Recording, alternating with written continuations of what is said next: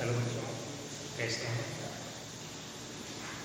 पिछली क्लास में हम आपको जो है माता के आंचल पाठ का जो संक्षिप्त सार था उसको हमने बताया था, और जो आपके लेखक हैं शिवपूजन सहाय जी, उनके जीवन परिचय और उनकी रचनाओं के बारे में भी हमने जो चर्चा किया। आइए आज जो आपका पाठ है माता के आंचल, हम उस पाठ का सारांश आपको जो है संक्षेप में बताते हैं। और हमारे बताने का सिर्फ यही उद्देश्य है कि पूरा पाठ आपको लर्न हो जाए, क्योंकि मैं उम्मीद करता हूँ कि आपने पाठ को पढ़ा ही होगा। हो सकता है कि अगर पूरी तरह से पूरी जो है समरी नहीं माइंड में सेटअप हो रही होगी, तो आइए हम आपको एक बार जो है रिमाइंड कराते हैं, याद दिलाते हैं। कुछ बिंदुओं के अंतर्गत हम चर्चा करते हैं इस पाठ की समरी के बारे में, सारांश के बारे में। जैसा कि आपने पढ़ा होगा तो देखा होगा कि इस पाठ में 30 के दशक की, इस पाठ में जो ग्रामीण संस्कृति का परिचय किया गया है या चित्रण पेश किया गया है वो 30 के दशक की है। कब की है? 30 के दशक की, 1930 के आसपास की। यह जो इसमें शिष्य भोलानाथ का चरित्र जो है लेखक द्वारा जो पेश किया गया है, उसका बचपन का नाम तारकेश्वर नाथ भी है। आपने पाठ में पढ़ा होगा तो देखा होगा कि बच्चा जो है केवल माँ से दूध पीने भर का नाता रिश्ता रखता है, पिता के साथ खाता है, पिता के साथ सोता भी है और उनके साथ सुबह सुबह उठता है, स्नान ध्यान करता है, पूजा पाठ करता है। तो आइए हम देखते हैं कि जब उसके पिता उठते हैं तो सुबह हमें जो उसको भी जगाते हैं और सुबह में उसको नहलाते धुलाते हैं, और इसके बाद में जैसे अपने टीका चंदन करते हैं वैसे उसको भी जो है भभूत की 3 आई रेखाएं जो है अर्धचंद्राकार चंदन से जो है बना करके उसको जो है काफ़ी बम भोला टाइप का बना देते हैं। जैसा कि लेखक ने कहा भी था कि जब उसका सुबह का संचार हो जाता था तो अच्छा खासा बम भोला बन जाता था। तो बाबूजी जो है उसके सर पर चंदन की 3 आड़ी रेखाएं बनाते हैं, भभूत भी लगाते हैं। वह जो बालक भोलानाथ है उसका जो स्वरूप है वो जो है काफ़ी बम भोला जैसा है। क्यों ऐसा बम भोला का नाम लिया गया? क्योंकि उसके जो जटाएं हैं, जो बाल हैं, वो काफ़ी बड़े बड़े हैं। और वह जब पिताजी रामायण का, जब भोलानाथ के पिताजी पूजा पर बैठते हैं, रामायण का पाठ करते थे, तो ये जो है अपना आईने में मुँह जो है निहारा करते थे, देखा करते थे। और जब पिताजी की नज़रें उनसे मिल जाती थी तो शर्मा करके आईने को छुपा देते थे। इनके पिताजी जब पूजा पाठ करते थे तो उस समय पूजा कर लेने के बाद जो है आखिर में ये जो है प्रतिदिन 1000 बार राम नाम लिखकर उसको अपने पूजा वाली पोथी की बही के साथ जो है उसको बांध कर रख देते थे। कहने का मतलब भोलानाथ के पिताजी राम नामी बही जो है तैयार करते थे। कहते हैं कि यह पुण्यार्थ के उद्देश्य से ऐसा लोग कर देते थे। इसके बाद वे जो है कागज पर 500 बार राम नाम लिखकर फिर उन कागजों में, कागज के टुकड़ों में आटे की गोलियां लपेटकर गंगा की ओर जाते थे और वहां मछलियों को आटा खिलाते थे। और वापस लौटते समय पेड़ों पर भोलानाथ को झूला भी खिलाते थे। कहने का मतलब कि बालक का मन बहलाने के लिए भी जो है काफी कोशिश करते थे। बालक जो है भोलानाथ अपने पिता के साथ काफ़ी जो है घुले मिले थे, खेलते थे। वे जो है पिताजी से कुश्ती भी, उनके पिताजी अपने बच्चे अर्थात भोलानाथ को खुश करने के लिए उनसे कुश्ती भी लड़ते थे और जानबूझकर परास्त भी हो जाते थे, हार जाते थे, जिससे कि बच्चे को बड़ी खुशी मिलती थी। तो बच्चे की अर्थात भोलानाथ की खुशी में ही अपनी खुशी ढूंढते रहते थे। भोलानाथ को काफ़ी जो है दुलारते पुचकारते थे। भोलानाथ जो है उनकी मूछें उखाड़ते थे, तो उनकी मूछें उखाड़ने के बाद जब वो उखाड़ते थे तो वो झूठे जो है रोते थे, और इसके बाद जो उनके दोनों हाथों की चुनियाँ ले लेते थे। फिर जो है दाहिना और बायां गाल एक एक करके चुनियाँ लेने का काम उनके पिताजी करते थे। इसके बाद जब घर आते थे तो बालक भोलानाथ को दूध और चावल, दूध और भात, जैसा कि पाठ में आपने पढ़ा होगा, दूध और भात एक में मिलाकर लपेट कर, जिसको शाम कर लिखा हुआ है पाठ में, शाम कर पिलाते थे। लेकिन थोड़े ही देर के बाद, थोड़ा सा खा लेने के बाद भोलानाथ खाने से इनकार कर देते थे कि हो गया। लेकिन माँ जो है आती है तो भोलानाथ के पिताजी कहते हैं कि तुम और मुझे खा जाना, कि बच्चों को कैसे भोजन कराया जाता है। फिर वो जो है चिड़ियों का नाम ले करके, चिड़ियों का नाम रख करके निवाला बनाते थे और उसको जो है बहका के दही और भात के साथ बालक भोलानाथ को माँ भी खिलाती थी। उनका मकसद होता था कि ज़्यादा से ज़्यादा भोजन करा देना।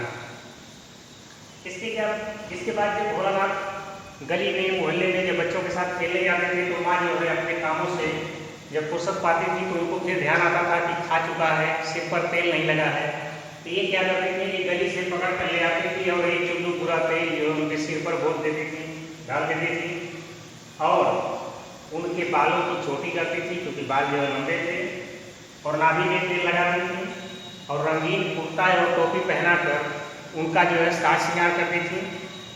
तो वहाँ लेखक बताना चाह रहे थे, पाठ में बताए थे कि जब इनका श्रृंगार हो जाता था तो ये अच्छा खासा जो है कन्हैया बन जाते थे।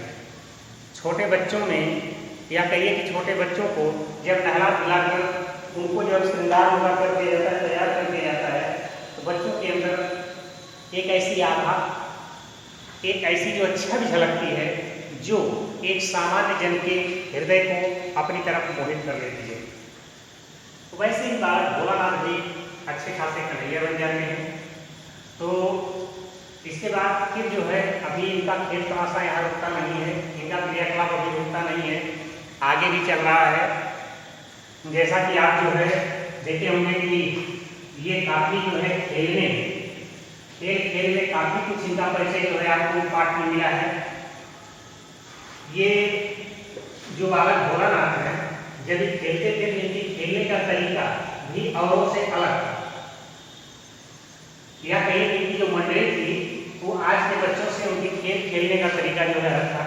ये काफ़ी जो है तमाशे और नाटक किया करते थे। दरवाजे के बाहर, घर के बाहर जो चबूतरा था, उस चबूतरे के एक कोने से लेकर दूसरे कोने तक मिला करके ये लोग जो उसको स्टेज बनाए हुए थे, रंगमंच बनाए थे और उसी पर अपना खेल और तमाशा और बच्चे मिल करके तरह तरह के नाटक नुक्कड़ अपना जो है करते रहते थे।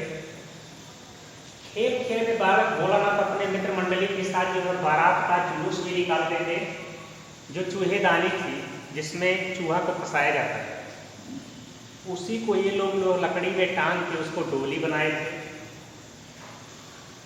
फिर इसके बाद जो उसी में लोग बाराती बन जाते थे, दूल्हा बन जाते थे, दुल्हन बन जाते थे। इनके पिताजी आते थे तो उसी डोली का वो हार टाल के झांक देते थे, तो ये लोग जो है शर्मा करके भाग जाते थे। फिर आगे जो है खेल में बालक भोलानाथ खेती करने का भी कार्य करते थे, अर्थात खेती करना इनके खेल का हिस्सा था। ये लोग कब जो है कंकड़ पत्थर सब जुड़ा करके उसी को जो है खेत में बोआई का रूप देते थे और फिर हाथों हाथ फसल को काट भी लेते थे और उसको नकली तराजू बनाकर तौलते भी थे, वही धूल मिट्टी कंकड़ पत्थर। तो बालक भोलानाथ के पिता हंसी हंसी में खेल में पूछते थे, भोलानाथ इस वर्ष की खेती में कितना पैदा हुआ, इस साल की पैदावार कैसी रही? तो भी ये लोग शर्मा करके जो हट जाते थे, भाग जाते थे। और फिर अगर इधर से मन नहीं भरता था तो ये लोग जो है काफ़ी शरारत, काफ़ी शैतानियाँ करते थे। बच्चों को, अपने मित्र मंडली को, अपने समूह में बालकों की टोली को ले करके ये जो है किसी भी दुल्हन को या दूल्हे को आते आते डोली को देख लेते थे तो ये लोग गाना गाते थे, रहरी में रहरी फुलार रहरी डोला की कन्या मार मेहरी। ऐसा पाठ में आपने ये पंक्ति जो है सुना होगा, देखा होगा, पढ़ा होगा। तो ये क्या था, ये इनके बचपन की शरारतें थी, खेल का या हंसी खेल का हिस्सा था।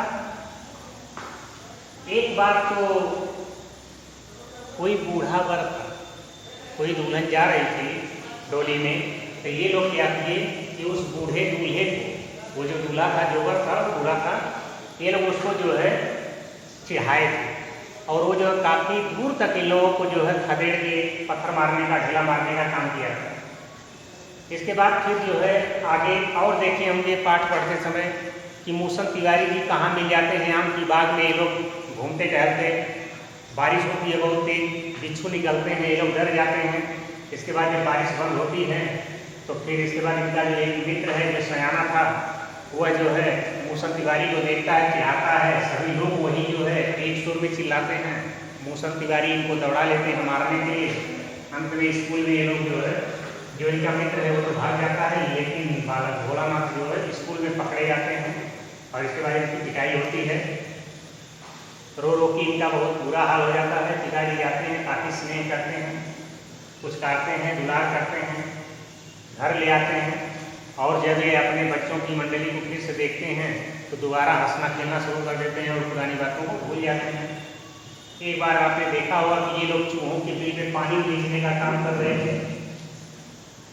वहाँ पर जो है कहा गया होगा कि गणेश जी की सवारी की रक्षा के लिए जो है शिव जी का सर्प आ गया। ऐसा जो है कहीं पाठ में आपको लाइन पढ़ने को मिली होगी।